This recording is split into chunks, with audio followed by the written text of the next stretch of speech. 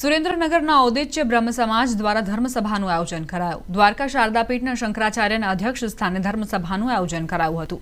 આ ધર્મસભામાં બ્રહ્મ સમાજના લોકો તેમજ શહેરના વિવિધ સમાજના આગેવાનો અને લોકો મોટી સંખ્યામાં ઉપસ્થિત રહ્યા હતા।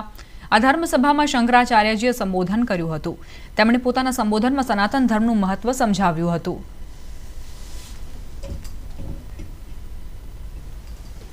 ઔદિત્ય બ્રહ્મ સમાજ સુરેન્દ્રનગર દ્વારા સમગ્ર સનાતની ધર્મ પ્રેમીઓ માટે આ ધર્મસભાનું આયોજન કરવામાં આવેલું હતું અને આ ધર્મસભામાં સ્વામીજીએ જે મનુષ્ય જીવન શા માટે છે અને આપણે ધર્મપરાયણ જીવન જીવવું જોઈએ અને ઈશ્વરને પ્રાપ્ત કરવા માટે શું કરવું જોઈએ, તમામ લોકો ઈશ્વર પ્રાપ્તિ માટે સરખા છે, સમાન છે, આવો દિવ્ય સંદેશો અમને આપેલો।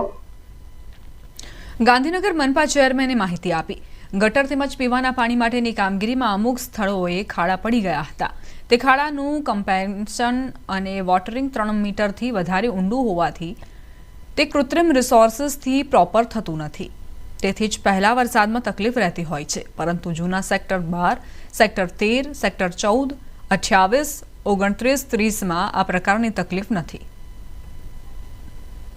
નવા સેક્ટરમાં જેમાં આ વખતે આપણે આ ડેવલપમેન્ટના કાર્ય ચાલુ કર્યા છે અને એમના માટે આ પહેલું ચોમાસું છે એટલે થોડી તકલીફ એમને રહેશે, પણ ગાંધીનગર મહાનગરપાલિકાએ આજે સવારથી જ 27 થી 28 જેસીબી સાથે અલગ અલગ ટુકડીઓ આ સેક્ટરની અંદર મોકલીને હજુ તો કદાચ 4:30-5નો સમય થયો છે, અત્યાર સુધીમાં 70-80% કામગીરી પૂરી થઈ ગઈ છે।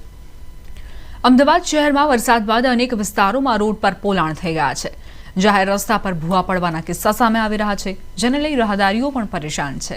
ત્યારે પ્રહલાદનગર કોર્પોરેટ રોડ પર ખાડામાં સામાન ભરેલી ટ્રક ફસાઈ, જેને લઈ એક તરફનો રોડ બંધ કરવાની ફરજ પડી।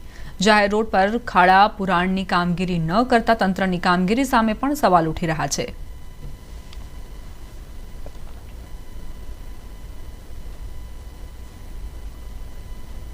हाँ, खड्डे में घुस गई ना गाड़ी, तो मतलब यहाँ पे तो अगर मेन रोड दिखाई दे रहा था ना, मेन रोड दिखाई दे रहा था, मतलब अब खड्डे में घुस गए तो मतलब ड्राइवर क्या करेगा? या ड्राइवर की गलती हो तो कोई बताओ मुझे। बराबर ना? अब क्या फिर?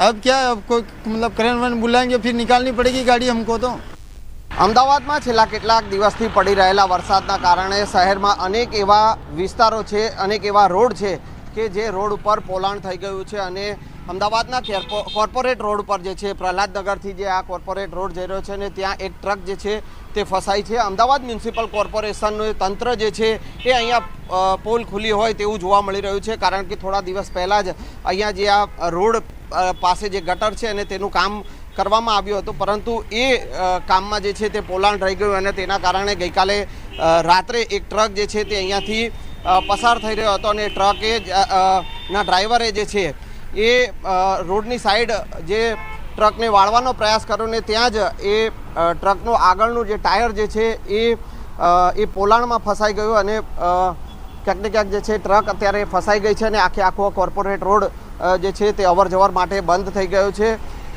તંત્રના પાપે અનેક એવા વિસ્તારો જે છે કે ત્યાં ભૂવા પડવાની સમસ્યાઓ પણ જોવા મળી રહી છે, કારણ કે વરસાદ પહેલાં જે કામ શરૂ કરવામાં આવ્યું હતું ને સમયસર કામ પૂરું થઈ નથી રહ્યું અને તેના કારણે અનેક વિસ્તારોમાં ભૂવા પડી રહ્યા છે, ખાડા પડી રહ્યા છે અને તેના કારણે અનેક વાહન ચાલકો જે છે આવા ખાડામાં અટવાઈ રહ્યા છે।